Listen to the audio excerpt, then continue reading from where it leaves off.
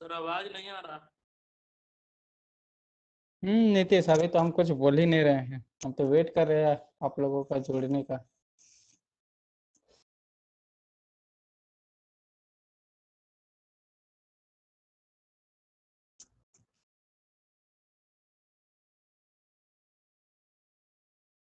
चले, 11:50 का टाइम भी ओवर हो गया है, 11:51 हो रहा है। आज ओम स्लो देखेंगे हम लोग। आपके स्क्रीन के सामने एक सर्किट बनाए, बेसिक सा सर्किट, जिसमें एक वोल्टेज सोर्स देती है, एक रेजिस्टेंस देती है और एक करंट को नापने के लिए मीटर लगा दिए हैं। तो ओम्स जो था एक साइंटिस्ट, वो क्या क्या रिसर्च करते रहता था, एक्सपेरिमेंट करते रहता था। तो क्या दिया है एमीटर में, वो ऑब्जर्व करना शुरू किया कि ये जो वोल्टेज है, अगर इसको कम या ज़्यादा कर देंगे तो मेरा करंट पे क्या इफेक्ट पड़ेगा।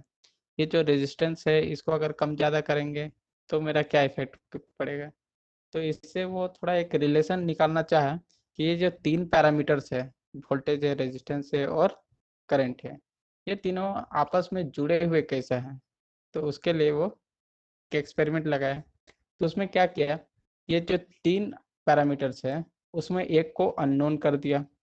तो अननोन किसको करेगा, एमीटर लगाया है तो उसको पता चल रहा है कि एमीटर में हमको जो भी है रिजल्ट तो मिलेगा। तो अगर करंट को ही अननोन बना देते हैं तो एमीटर में जो भी मेरा रिजल्ट आएगा उसको नोट डाउन करके हमको आउटपुट मिल जा रहा है। तो करंट का रिलेशन वो दिखता है वोल्टेज से और रेजिस्टेंस से। तो क्या करेगा, वोल्टेज को वेरिएबल बनाएगा। तो एक बार वोल्टेज को वेरिएबल बनाएगा, एक बार रेजिस्टेंस को वेरिएबल बनाएगा, दोनों को एट ए टाइम नहीं करेगा। तो क्या क्या पहला एक्सपेरिमेंट लिया, पहला बार एक्सपेरिमेंट लिया, उसमें मान लीजिए वो क्या क्या, जो वोल्टेज था उसको क्या क्या कांस्टेंट कर दिया।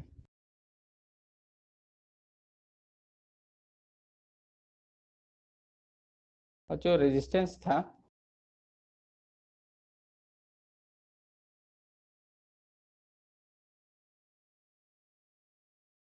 उसको बना दिया वेरिएबल,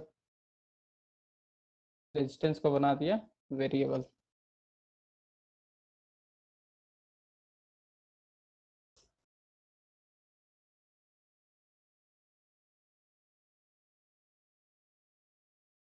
अब वो क्या करता है, देखिए, जो रेजिस्टेंस है उसको वेरिएबल बना दिया। तो पहला बार वो क्या किया, कुछ 1 ओम का रेजिस्टेंस लिया होगा। तो उस समय देखा कि आपका जो करंट है एमीटर में वो कितना आ रहा है, कुछ ना कुछ आया। उसके बाद रेजिस्टेंस को क्या किया, 2 ओम कर दिया, 4 ओम कर दिया, 10 ओम किया, 50 ओम किया, 100 ओम किया, इस टाइप से बढ़ाते गया। फिर एकाएक वो कम भी करने लगा, फिर वो 75 किया, 60 किया, ऐसे करते करते और कम किया। हो सकता है एक से कम भी किया, 0.5 किया, 0.25 किया, इस टाइप से। तो एक अपना एक ग्राफ बनाया, एक लीनियर ग्राफ बनाया उसका। तो उस ग्राफ से उसको क्या पता चला कि जैसे जैसे रेजिस्टेंस सर्किट में बढ़ाते जाता है, उसका कंट्रोल करंट जो है वो कंट्रोल होते जाता है, यानी कम होते जाता है। रेजिस्टेंस एक तरह से क्या है, वो उसका पैरामीटर क्या है, करंट का ही फ्लो को अपोज करना। यानी रेजिस्टेंस जितना ज्यादा, रुकावट जितना ज्यादा हम लोग सर्किट में लगाएंगे, करंट उतना ही आपका कंट्रोल होते हुए जाएगा। तो यहाँ पर से वो एक रिलेशन निकाल दिया, उसको सीधे तौर पे वो लिख दिया, जो ग्राफ बनाया उसके अकॉर्डिंग वो लिखा। जो आई है वो इनवर्सली प्रोपोर्शनल है। क्या है, इनवर्सली 1/r कर दिया, इसको कर दिया वो इक्वेशन 1। ये कब था, जब आपका वोल्टेज जो है वो कांस्टेंट था।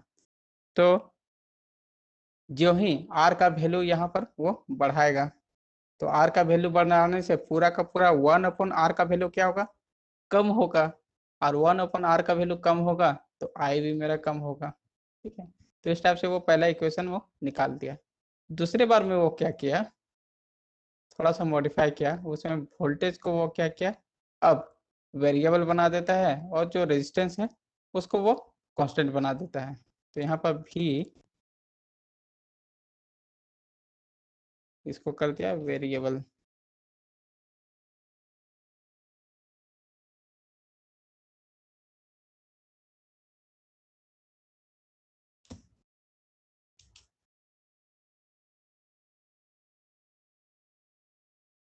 आर को कर दिया कांस्टेंट।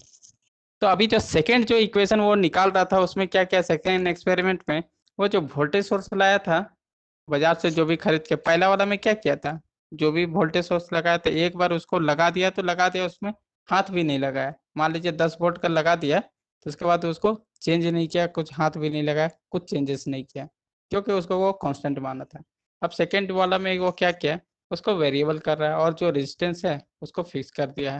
यानी जो सर्किट है, मान लीजिए उस रेजिस्टेंस की जगह पे अगर वो कोई बल्ब जलाया है तो बल्ब को ही कांस्टेंट किया। ऐसा नहीं कि बल्ब को हटा के फैन लगा दिया, फैन को हटा के मिक्सी कूलर टीवी फ्रिज कुछ भी वैसे लगा दिया। और क्या क्या, एक रेजिस्टेंस है तो उसको कांस्टेंट लगा दिया। अब क्या करेगा, वो जो वोल्टेज था वोल्टेज सोर्स उसको चेंज करते गया, तब्दील करते गया। एक बार क्या किया, 1 वोल्ट लगाया, 2 वोल्ट लगाया, 5 वोल्ट लगाया, 10 वोल्ट लगाया, 50 100 इस टाइप से बढ़ाते गया। तो उस समय फिर से वो हर अलग अलग वोल्टेज के हिसाब से अलग अलग करंट आया। V1 लिया तो I1 आया, V2 लिया तो I2 आया, V3 लिया I3 आया। इस हिसाब से वो एक ग्राफ बनाया। ग्राफ बनाने से उसका क्या है, एक ग्राफ उसका ऐसा बना जिसमें उसका जो करंट है, उसका जो करंट है वो जो ही मेरा वोल्टेज बढ़ाते जाते हैं, यानी सर्किट में क्या कर रहे हैं, आप एनर्जी सप्लाई ज़्यादा कर रहे हैं। क्योंकि वोल्टेज क्या होता है, सर्किट को एनर्जी ही प्रोवाइड करता है। तो जब एनर्जी प्रोवाइड ज़्यादा करेगा तो ज़्यादा इलेक्ट्रॉन ज़्यादा मात्रा में बहेगा तो करंट फ्लो ज़्यादा होगा। वोल्टेज को कम कर दे रहा था, एनर्जी को कम कर रहा था, तो करंट भी कम हो जा रहा था। तो उस हिसाब से जो आई है, करंट जो है सर्किट का, वो डायरेक्टली प्रोपोर्शनल हो गया है वोल्टेज का। तो यहाँ से इसको सेकेंड इक्वेशन मान लिया था।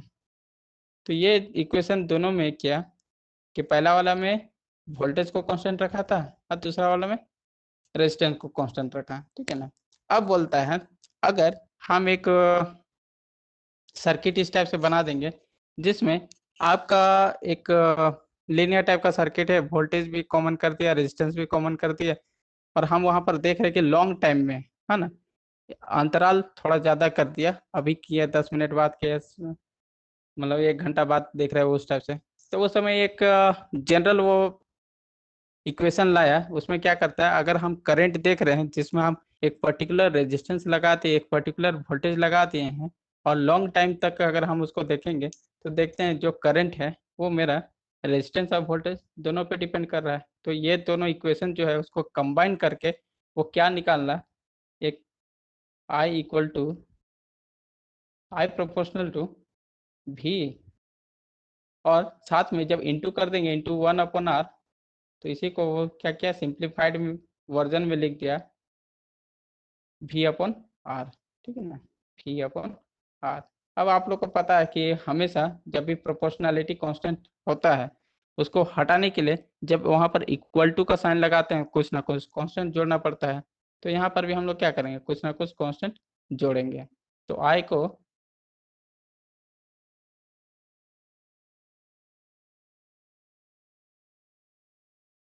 इक्वल टू कर देंगे, एक कांस्टेंट मान लीजिए के लगा दिए और इंटू कर दिए V/r पे, ठीक है ना। अब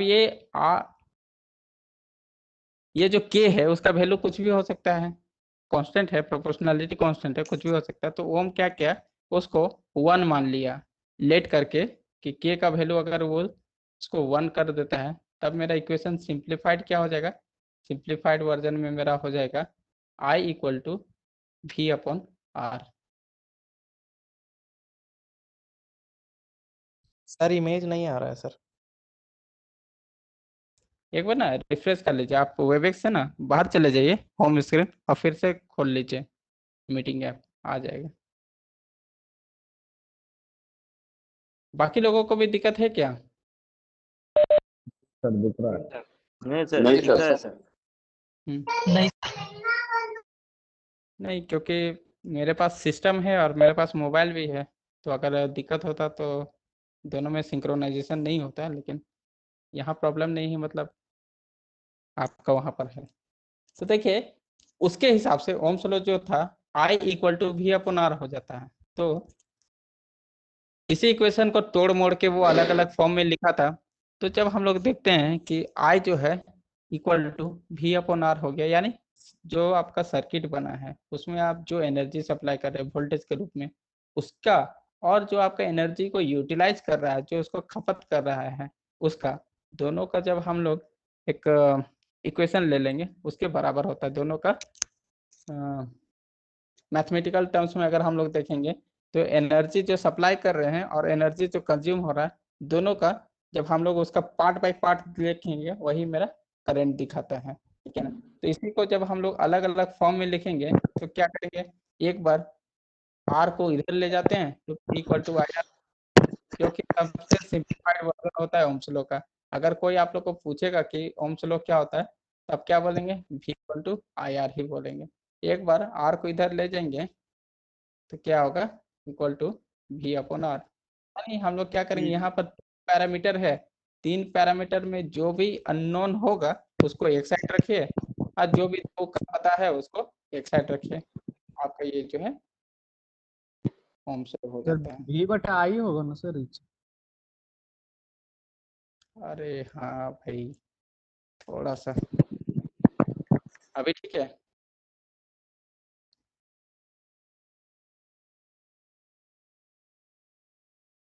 चलिए, गलती हो गया था, इसके लिए आसिफ पे मत चढ़ाइएगा। चलिए, आई अगर अननोन है तो हम लोग कैसे निकालेंगे, आपका जो दो नोन पार्ट है, वोल्टेज पता है, रेजिस्टेंस पता है, निकल जाएगा। अगर आपको वोल्टेज निकालना है तो क्या है, सर्किट में अगर करंट पता है, रेजिस्टेंस पता है तो निकल जाएगा। और अगर आपका रेजिस्टेंस अगर निकालना है वोल्टेज सर्किट में, तो उस समय आपका दो नोन यानी करंट फ्लोइंग और एनर्जी ड्रिवन दोनों अगर पता है तो आपका निकल जाएगा।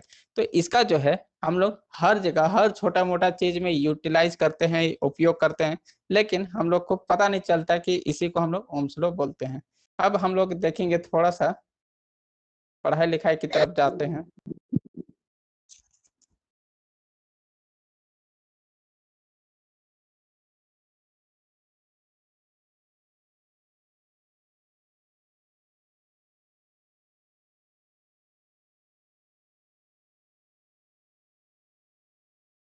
अच्छा, ये क्या बोलते हैं,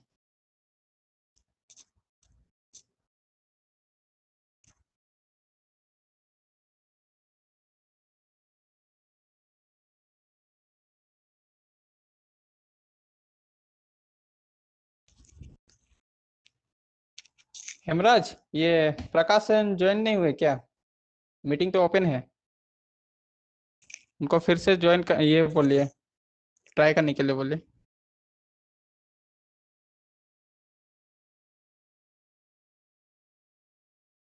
हेमराज, आवाज आ रहा है?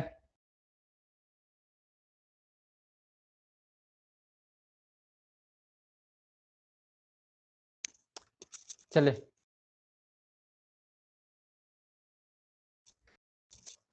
तो देखिए यहाँ क्या बोलता है, ओम्स लॉ स्टेट करता है, Ohm's law state that the electrical current I flowing in the circuit is proportional to the voltage V and inversely proportional to the resistance R.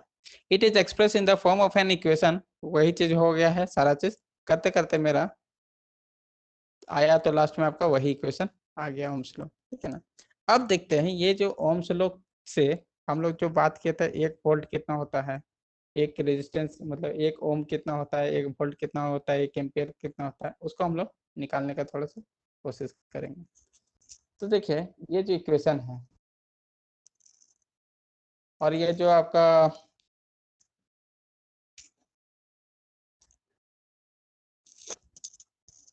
हम लोग यहाँ पर एक सर्किट बनाए हैं, थोड़ा सा बाकी चीज को हम थोड़ा सा मिटाते हैं यहाँ पर।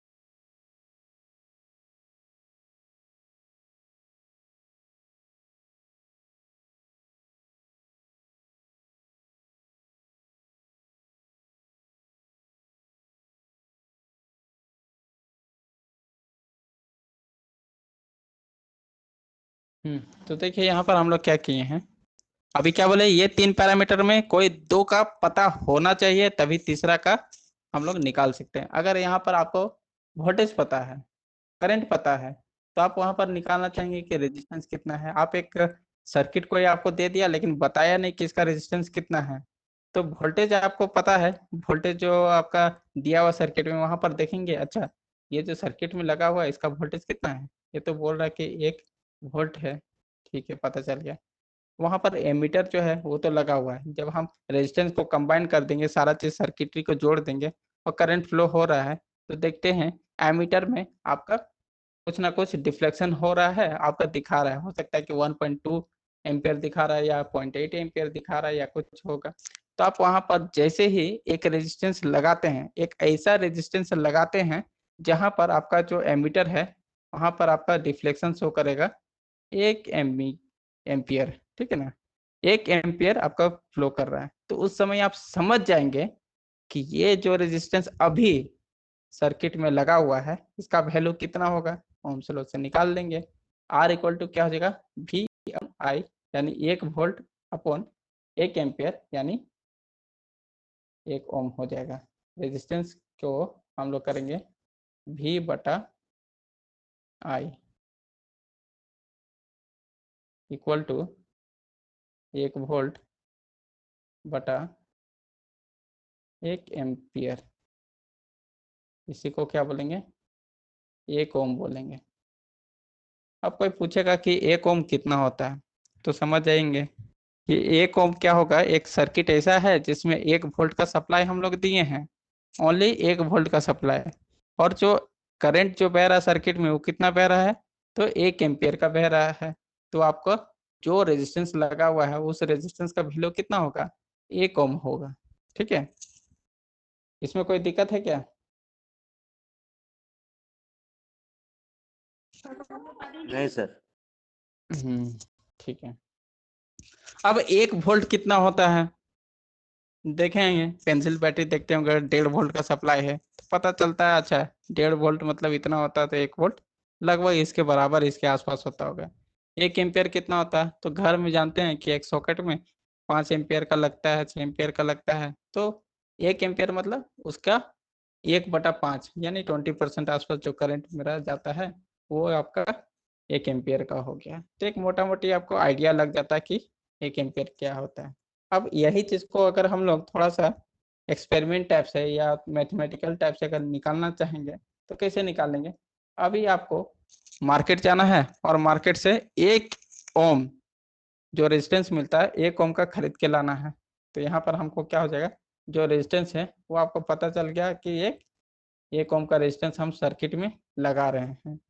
और उस समय हम क्या करते हैं, हमको पता नहीं है कि वोल्टेज कितना हम लोग का सप्लाई है, यानी कोई हमको सर्किट में दे तो दिया है लेकिन बताया नहीं कि यहाँ पर मेरा वोल्टेज कितना है। ठीक है, तो इसको भी हम लोग निकाल लेंगे।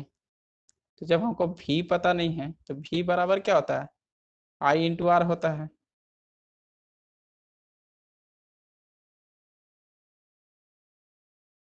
अब हम लोग क्या करेंगे, एमीटर तो लगा हुआ है, अब वोल्ट जो है, जो एनर्जी सोर्स है, वोल्टेज सोर्स है, बहुत सारा लगा हुआ है, 5-6 वोल्टेज सोर्स रखा हुआ है, आपको पता नहीं इसमें से 1 वोल्ट कितना का है। आप क्या करेंगे, इंडिविजुअल हर वोल्टेज को आप वहां पर लगाना शुरू कर देंगे।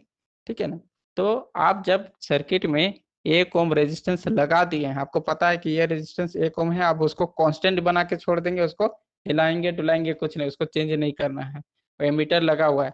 जैसे आप अलग अलग वोल्टेज लगाएंगे, वोल्टेज सोर्स लगाएंगे, 10 वोल्ट लगाएंगे, 5 वोल्ट लगाएंगे, 2 वोल्ट लगाएंगे, 1 वोल्ट लगाएंगे, 0.5 वोल्ट लगाएंगे, तो जैसे आप 1 वोल्ट दिए, इस सप्लाई इतना दिए, तो उस समय क्या होगा, आपका एमीटर में डिफ्लेक्शन 1 एम्पियर आ जाएगा। अगर 10 वोल्ट देते हैं तो जो एमीटर है उसमें अलग करंट शो करता है, 0.5 देते हैं अलग शो करता है, 5 वोल्ट देते अलग शो करता है। लेकिन जैसे आप 1 वोल्ट सप्लाई दे रहे हैं उस समय क्या हो जाएगा, आपका एमीटर में वहां पर 1 एम्पियर आपको शो करना शुरू कर देगा। तब आपको पता चल जाएगा कि अच्छा यही जो वोल्टेज सोर्स हम लोग अभी लगाए हैं तो ये आपका कितना दे रहा है, तो 1 एम्पियर दे रहा है। तो यहाँ पर आपका 1 एम्पियर तो ऐसे ही मिल गया है, और पता है आपका रेजिस्टेंस सर्किट में कितना है, 1 ओम है। तो 1 ओम से इसको जब मल्टीप्लाई कर देंगे तो मेरा कितना आता है, यही आपका 1 वोल्ट आ जाता है। ठीक है ना, अब क्या है, आपको एक सर्किट दे देता है कोई आदमी, वहां पर एमीटर ही नहीं लगाता है, क्या करेगा, ये एमीटर को गायब कर देता है, बोलेगा मेरे पास एमीटर नहीं है। ठीक है, या फिर एमीटर उसका खराब हो गया है, जो भी है। तो क्या करेंगे,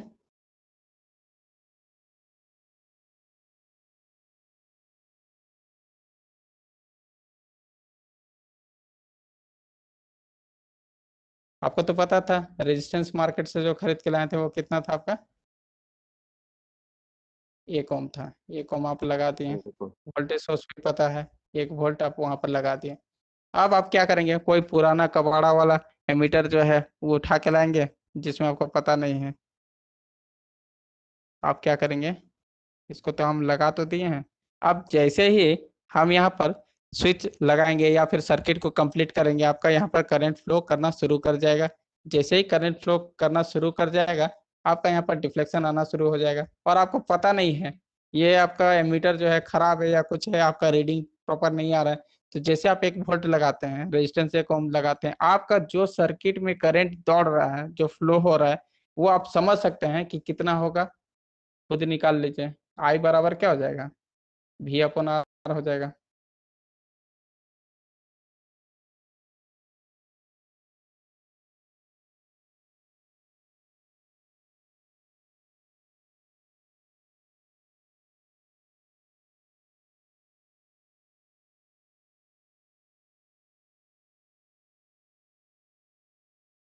ठीक है, इतना आ गया। अब देखिए इसको अगर हम लोग ओइची के टर्म्स में देखेंगे तो आप कैसे समझेंगे। तो मान लीजिए कहीं पर दूर में आपका सर्किट में 25,000 वोल्ट दे दिया है, वो सप्लाई लेते लेते कहीं पर जा रहा है, बीच में क्या हुआ, कहीं पर अर्थ फॉल्ट हो गया, यानी कि आपका वायर या तो कहीं गलती से कहीं शॉर्ट सर्किट होके ग्राउंड टच कर जा रहा है, न्यूट्रल हो जा रहा है, या कहीं पर फ्लैश हो जा रहा है, वो सर्किटरी वहां पर बना दे रहा है, या फिर हो सकता है वायर स्नैप हो गया, टूट गया है, कुछ भी हो सकता है। तो वहां पर क्या होगा, एकाएक जो है आपका रेजिस्टेंस चेंज हो जाएगा, क्योंकि आपका एक सर्किट था, वो सर्किट आपका क्या हो गया, अभी पहले ही शॉर्ट हो गया है, तो उस समय आपका जो रेजिस्टेंस है वो आपका चेंज हो जाएगा। दूसरा बात क्या है, आपका जब रेजिस्टेंस शॉर्ट हो जाएगा तो उस समय आपका करंट क्या होगा, बहुत हाई हो जाएगा, एकदम इनॉर्मस हो जाएगा, बहुत हाई हो जाएगा। जैसे आपका यहाँ पर दिखाया गया है, एक सर्किटरी दिखाया गया, इसमें हम क्या कर रहे हैं, अभी जो करंट आपका जा रहा है कुछ इस तरह से बाईपास होके एक वायर जो है ऐसा टच कर जा रहा है। अभी बतलाइए जो करंट मेरा वोल्टेज सोर्स से निकल रहा है वो रेजिस्टेंस तक पहुंचेगा क्या,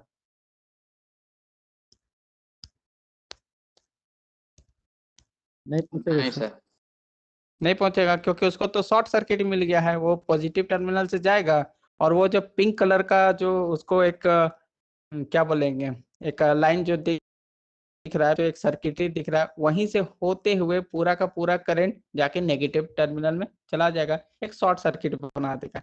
तो इसी टाइप से आपका जो मान लीजिए 4-5 स्टेशन बाद कोई एक लोकोमोटिव खड़ा है, एक इंजन खड़ा है वहां पर, ठीक है ना, टीएसएस से आपका सप्लाई जा रहा है, लेकिन आपका अगला मतलब थोड़ा दूर में ही आपका एक कोई स्टेशन के पास कोई पेड़ गिर गया या कोई वायर जो है वो आपका टूट के ये आपका ये हो जा रहा है, ग्राउंड हो जा रहा है, या कोई इंसुलेटर फ्लैश हो जा रहा है या कहीं, तो वो क्या कर रहा है, आपका डायरेक्ट वो आपका जो है हम लोग का जो मास्ट रहता है उससे बॉन्ड कनेक्टेड रहता है नेगेटिव रेल से, और नेगेटिव रेल जो है वो पूरा का पूरा बड़ी रेल तक कनेक्टेड रहता है, यानी जीरो पोटेंशियल मेरा नीचे है। तो जीरो पोटेंशियल 25 के भी क्या करेंगे, आपस में शॉर्ट हो जा रहा है वहां पर, तो वहां पर आपका जो रेजिस्टेंस है वहां तक करंट पहुंच ही नहीं रहा है, ठीक है ना। तो वहां पर एकाएक आपका क्या हो जाएगा, करंट जो है पहुंच जाता, क्योंकि अभी सर्किट में आपका क्या है, कोई रेजिस्टेंस नहीं है, तो क्या होगा, सर्किट में आपका करंट बहुत ज्यादा हो जाएगा। तो यहाँ हम लोग जो है रिले लगाते हैं हर जगह, जैसे आपका टीएसएस हो गया, एसपी हर जगह इस टाइप से रिले जब लगा के रखे, तो रिले को हम लोग क्या करते हैं, जब सारा चीज ठीक ठाक है, जब आपका जो है शॉर्ट सर्किट नहीं हुआ है, आपका रेजिस्टेंस है, उस समय एमीटर में आपका कितना करंट जा रहा है, कुछ ना कुछ अमाउंट करंट जा रहा है। तो ऐसे ही हमेशा चलते रहना चाहिए, सब चीज ठीक ठाक रहा है तो इतना ही करंट जाना चाहिए, और वही करंट के अनुसार हम वहां पर एक रिले लगा देते हैं। अब बोलेगा कि इस रिले में इतना एम्पियर से ज्यादा करंट कभी भी जाए तुम ट्रिप कर जाना। तो यही चीज होता है, हम लोग क्या करेंगे यहाँ पर, ये जो एमीटर है यहीं पर हम लोग एक रिले लगा देते हैं।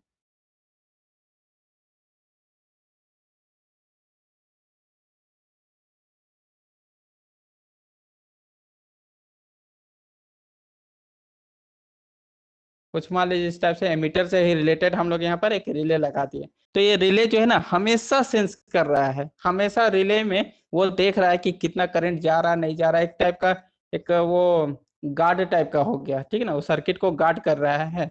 और जैसे देखा कि बहुत ज्यादा चलने लगा तो क्या करेंगे, तुरंत तुरंत सर्किट को ट्रिप कर देगा। तो सर्किट को जैसे ट्रिप करेगा तो सर्किट में बहुत सारा एसेंशियल कंपोनेंट आपका है, ट्रांसफार्मर है, सीटी है, पीटी है, एलए है, सीबी है, बहुत सारा इस टाइप का।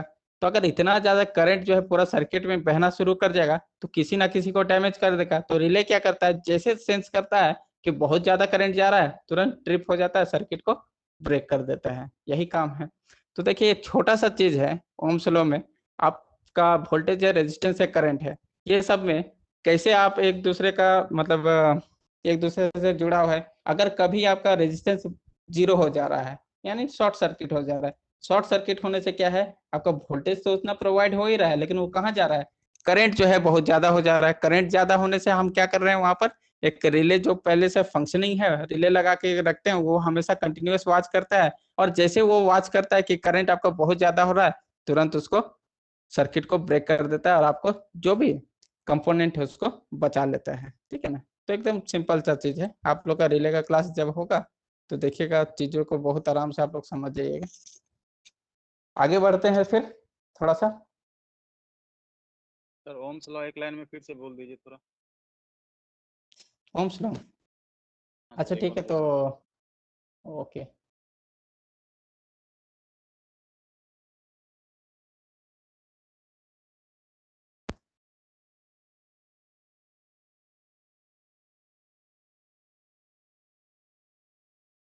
देखिए यहाँ पर ओम्स लॉ क्या बोलता है, Ohm's law state that the electric current, यहाँ पर करंट का बात कर रहा है, फ्लोइंग इन द सर्किट, एक सर्किट है जिसमें आपका इलेक्ट्रिक करंट जा रहा है, वो क्या है, वो प्रोपोर्शनल टू वोल्टेज है, यानी कि डायरेक्टली प्रोपोर्शनल टू वोल्टेज है।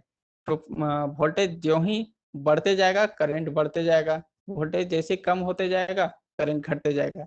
And inversely proportional to the resistance, और जो रेजिस्टेंस है उस सर्किट में उसका इनवर्सली प्रोपोर्शनल है, यानी रेजिस्टेंस जैसे ज्यादा करंट वैसे ही कम, रेजिस्टेंस जैसे कम आपका करंट वैसे ही ज्यादा। अब इसको जो है वही के हिसाब से हम लोग अगर समझेंगे तो देखिए, आपका टीएसएस में हम लोग सप्लाई तो दे दिए, वोल्टेज दे दिए, ठीक है ना। तो वोल्टेज हमेशा फ्लक्चुएशन करते रहता है, कभी कभी क्या होता है कि वोल्टेज कम होते रहता है, कभी ज्यादा भी होते रहता है। कभी आप लोग ड्राइवर को सुने होंगे कि आपका जो है पिकअप नहीं ले पा रहा है, हो सकता है कि वो जब गाड़ी चला रहा है तो बोलता है कि नो टेंशन हो रहा है, आपका गाड़ी स्पीड नहीं पकड़ पा रहा है।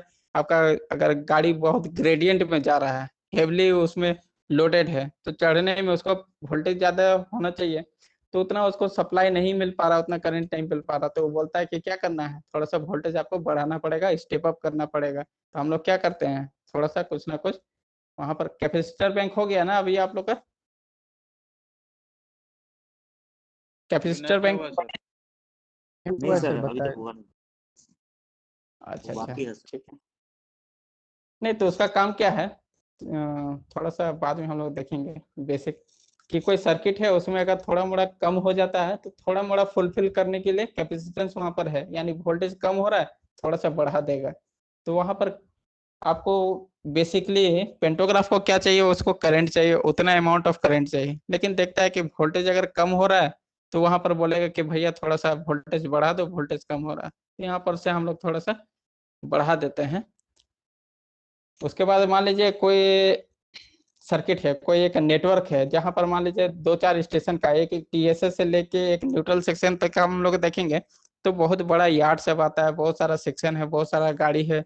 तो बहुत सारा जब गाड़ी हो जाएगा यानी रेजिस्टेंस बहुत ज्यादा हो रहा है, सब तो अपना अपना पावर ड्रॉ करेगा।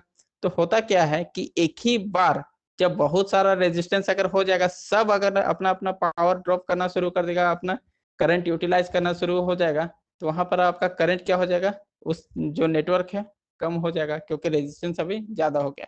और कभी कभी देखिएगा कि आपका गाड़ी ज्यादा नहीं है ना, तो जो एक गाड़ी अगर जा रहा है तो उसको बहुत अच्छा वोल्टेज पूरा प्रॉपर मिल रहा है, पूरा करंट उसको मिल रहा है, पूरा हाई स्पीड से अपना जा रहा है।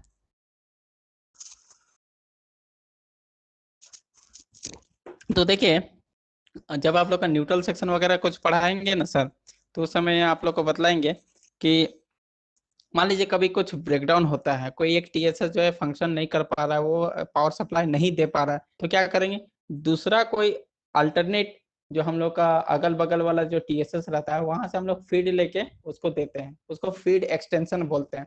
तो फीड एक्सटेंशन में एक चीज हम लोग ध्यान में रखते हैं कि फीड एक्सटेंशन तो हम लोग कर रहे हैं, लेकिन उस समय गाड़ी का बंचिंग अगर बहुत ज्यादा कर देंगे, गाड़ी अगर उस सेक्शन में बहुत ज्यादा हो जाएगा, यानी हम लोग क्या करें वहां पर रेजिस्टेंस बहुत ज्यादा कर दे रहे हैं, तो रेजिस्टेंस ज्यादा कर रहे हैं तो इसका डायरेक्टली इफेक्ट क्या करेगा, मेरा करंट पे पड़ेगा। रेजिस्टेंस ज्यादा हो रहा है तो करंट मेरा कम हो जाएगा। अब करंट कम हो रहा है तो जो गाड़ी मेरा जा रहा है वो तो धीमा धीमा जाएगा, उसको उतना करंट नहीं मिल पाएगा। तो इसलिए बोलते हैं कि अगर आपका फीड एक्सटेंशन चल रहा है तो लिमिटेड नंबर ऑफ गाड़ी चलाना है, जो इम्पोर्टेंट गाड़ी रहता है वो सबको पहले हम लोग को पास कराना है, और जो अनइम्पोर्टेंट रहता है उसको थोड़ा सा हम लोग अवॉइड करते हैं। ठीक है ना, छोटा सा चीज है, एक लाइन का है, लेकिन थोड़ा महत्व इसका बहुत ज्यादा है। चंदन आगे बढ़े अब। हाँ सर, हाँ सर।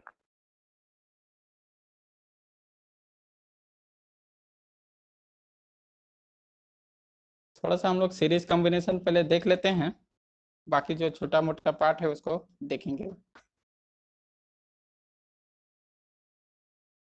तो अभी अगर हम लोग बोलेंगे आपको कि एक जो रेजिस्टेंस हम लोग जो रेजिस्टेंस लगा रहे हैं सर्किट में, अभी हम लोग क्या कहते हैं एकदम बेसिक सर्किट लिए थे, जब से पढ़ाई कर रहे बेसिक सर्किट लिए थे, लेकिन क्या होगा कि हमेशा हम लोग एक ही रेजिस्टेंस पे टिके रहेंगे। हो सकता है कि एक से ज्यादा रेजिस्टेंस में हम लोग को काम करना पड़ सकता है। हो सकता है घर में आप क्या करेंगे, पावर सप्लाई तो आपका आ गया है, वहां से आप एक सर्किटरी बनाते हैं, तो एक सर्किट आप बनाते हैं ओनली टीवी चलाने के लिए, फिर अलग से आप पावर सप्लाई लाएंगे, फिर एक बल्ब जलाने के लिए लाएंगे, फिर एक अलग से सर्किट लाएंगे, फिर उसको क्या करेंगे, फ्रिज चला रहे हैं, फिर अलग से सर्किट ला रहे हैं, कूलर चला रहे हैं।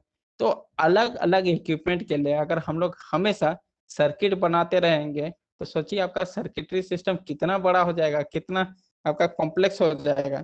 तो इसलिए हम लोग क्या करते हैं, इसको आपस में जो जितना भी मेरा रेजिस्टेंस है कुछ इस टाइप को जोड़ते हैं, ताकि वो एक ही सर्किट में आप एक से ज्यादा रेजिस्टेंस को आप वहां पर यूटिलाइज कर सके, आप वहां पर वर्किंग कर सके, फंक्शनल कर सके। ठीक है ना, तो उसको जो हम लोग जोड़ते हैं आपस में, जो रेजिस्टेंस है उसको आपस में जो जोड़ने का, कॉम्बिनेशन करने का जो टेक्निक है, वो मेरा अगर देखा जाएगा सबसे सिंपलर, अगर ऐसे देखेंगे तो बहुत सारा रहता है एडवांस लेवल में, लेकिन जब सबसे सिंपलर टर्म्स में देखेंगे तो दो ही टाइप का रहता है, या तो सीरीज टाइप का रहेगा या तो वो पैरेलल टाइप का रहेगा। उसके बाद ये दोनों को मिक्सअप करके हम लोग मिक्स बनाते हैं, कॉम्प्लेक्स बनाते हैं, अलग अलग टाइप का सर्किट बनाएंगे, वो अलग नेटवर्क में चला जाएगा, वहां नहीं। तो हम लोग देखेंगे अगर रेजिस्टेंस है तो जो रेजिस्टेंस को आप कंबाइन कर रहे हैं या तो उसको सीरीज में करेंगे या तो उसको पैरेलल में करेंगे। तो एक एक करके दोनों को हम लोग देख लेते हैं कि सीरीज में क्या होता है और पैरेलल में क्या होता है। इसका भी जो है थोड़ा सा हम लोग पहले तो इलेक्ट्रिकल पॉइंट ऑफ व्यू से देख लेते हैं, उसके बाद फिर हम लोग टीआरडी में देखेंगे कि इसका इम्प्लीमेंटेशन क्या होता है। तो पहले हम लोग थोड़ा सा इसको बेसिक जो इलेक्ट्रिकल है उसके हिसाब से देखते हैं। ठीक है, आगे बढ़ा जाए। बिल्कुल सर। फिर बोलेंगे कि वही 9th-10th वाला चीज पढ़ा रहे हैं।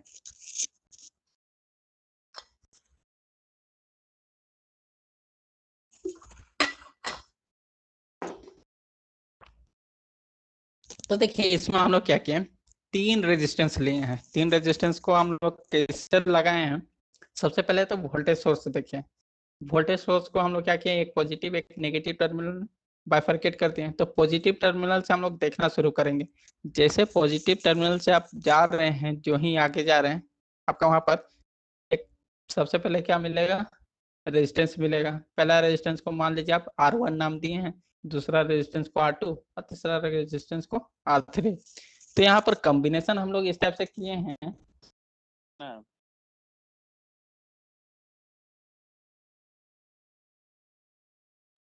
ये भी सर सीरीज कॉम्बिनेशन बनना है। हाँ ओनली सीरीज है अभी। हाँ वही सर।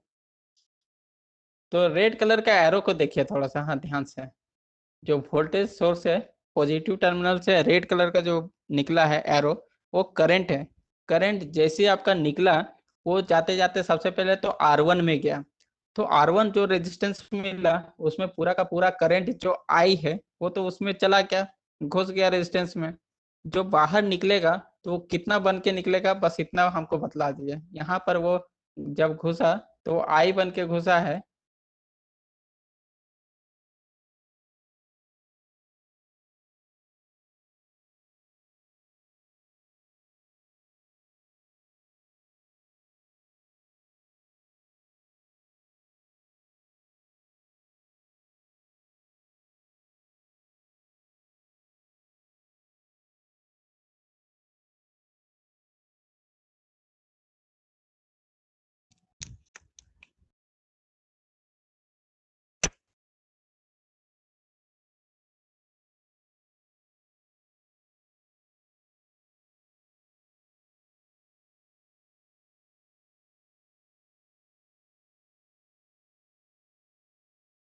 बताइए यहाँ पर क्वेश्चन मार्क कितना होगा, इसका वैल्यू कितना होगा, ये पहले बतलाइए। R1 by V1 होगा। V1 by R1 अच्छा तो V1 by R1 होगा सर। अच्छा, ठीक है, वो ओम्स लॉ से नहीं बोल रहे, बस सिंपली बोल रहे कि आई करंट घुसा है तो निकलेगा कितना, बस वही पूछ रहे हैं। आई ही रहेगा सर, सीरीज में करंट सेम रहता है। अच्छा, तो अभी एक साइंटिस्ट को तो ओम्स जो था उसको तो याद किए हैं, एक और साइंटिस्ट था जिसको हम लोग किर्चॉफ बोलते हैं, तो किर्चॉफ को भी थोड़ा सा याद कर लीजिए। वो क्या बोलता है कि एक जो जंक्शन है, ठीक है ना, ये जंक्शन है, इसमें जितना करंट मेरा घुस रहा है ना यहाँ पर, उतना ही करंट यहाँ से फिर बाहर जाएगा, ठीक है ना। तो यहाँ पर देखिए, अगर बाहर निकलने वाला जो रास्ता है उसको हम बहुत सारा कर देंगे इस टाइप से, तो उस समय क्या होगा, आपका करंट जो है डिवाइड हो जा रहा है। जो मेरा यहाँ से आई जा रहा है वो क्या करेगा, I1 I2 I3 ये सब में बढ़ जाएगा। लेकिन अगर जो रास्ता है वो रास्ता ही नहीं है, ब्लॉक है रास्ता, बस एक ही रास्ता है, तो वो जो आई था वो पूरा आई बन के है अगला चला जाएगा। अगर मान लीजिए ये जो I1 है वो रास्ता भी क्लोज है, I3 वो रास्ता भी क्लोज है, तो I2 का मान यहाँ पर कितना हो जाएगा, I1 के I के बराबर हो जाएगा। ठीक, तो कहने का मतलब वही है कि जब भी हम लोग सीरीज कॉम्बिनेशन का बात करते हैं, वहां पर हम लोग ऑप्शन देखते हैं कि जो करंट है उसके पास ऑप्शन है क्या, कहीं बटने के लिए, कहीं डाइवर्ज होने के लिए। लेकिन यहाँ पर देखता है कि रेजिस्टेंस 1 में जा रहा है और तो कहीं बट नहीं पाएगा, तो बेचारा जितना बन के गया था उतना ही बन के बाहर निकलेगा। लेकिन अगर यहीं पर पैरेलल सर्किट रहता है तो वहां पर उसको ऑप्शन हो जाता है, आधा इधर जाओ आधा उधर जाओ, बाकी मेरे पीछे आओ, असरानी वाला, ठीक है ना। तो वैसा तो यहाँ पर सिचुएशन नहीं है, यहाँ पर इसका ऑप्शन ही नहीं, यानी जितना करंट जा रहा है उतना ही करंट निकलेगा। तो वही करंट जो है आपका वापस जब निकलेगा आई बन के, तो वो आई जो है, फिर से देखिए कोई यहाँ पर नोड नहीं है, कोई जंक्शन नहीं है, सिंपली R1 से निकला है और वही R2 में घुस रहा है। तो R2 में भी आपका यही आई बन के ही जाएगा, तो आई बन के गया तो वो आई बन के ही निकला। फिर R3 में देखेंगे, फिर सेम टू सेम वही आई बन के गया और आई बन के ही निकला। यानी जब वोल्टेज सोर्स है, जो करंट मेरा निकला था वो आई बन के गया था, और वापस जब नेगेटिव टर्मिनल में आता है तो आई बन के ही वापस आता है। यानी करंट का यहाँ पर कहीं पर भी लॉसेस नहीं हुआ, कहीं पर भी डाइवर्जन नहीं हुआ, जितना करंट गया था उतना ही करंट वापस आया है। तो यहाँ पर बोल सकते हैं जो ये सीरीज कॉम्बिनेशन है रेजिस्टेंस का, यहाँ पर जितना भी रेजिस्टेंस है, भले R1 है, R2 है, R3 है, हर जगह समान रूप से एक ही टाइप का करंट, एक ही अमाउंट ऑफ करंट बहता है, जो कि आई हो गया, सबसे इंपॉर्टेंट चीज, ठीक है। ठीक है, अभी आप लोग का मीटिंग थोड़ा सा समाप्त होगा 1-2 मिनट में, फिर वापस तुरंत जुड़ जाएगा, तुरंत वो कंप्लीट करके एक ही बार छोड़ देंगे आप लोगों को 50 मिनट के बाद। भूख लग गया क्या?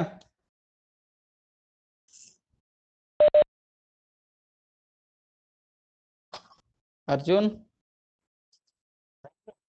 भूख लग गया है क्या? नहीं सर, नहीं। अच्छा ठीक है, अभी समाप्त होता है तुरंत जुटिएगा। फिर 50 मिनट में सीरीज और पैरेलल खत्म कर लेते हैं, छोड़ देंगे आज।